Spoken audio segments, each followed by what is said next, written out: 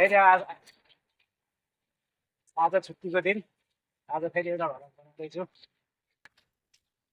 के कस्तो बन्दैछ बनेको छ यसो हेरेर सल्लाह सुझावहरू दिन चाहिँ नबिर्सिनु होला त्यस्तै हो अस्ति बोल्न नआउने भएर पनि हो कि हो होला सायद कलर चाहिँ नभएको आज छुट्टीको दिन घुम्न जाँदैछौँ साथीहरूसँग के कस्तो लाग्छ सल्लाह सुझावहरू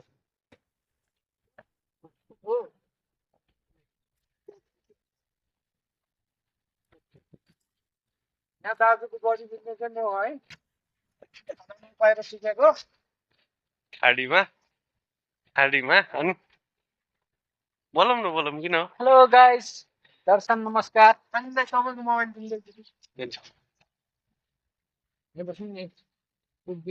मेरो त फेरि देब्रे हात दुख्छ यार गाह्रो पो छ त हौ कहाँ हराउनु भयो बोल्ने मान्छे बोल्नु न यता घुम्ने मलाई देखाएर त्यो भोलक पनि अब हातले समातेर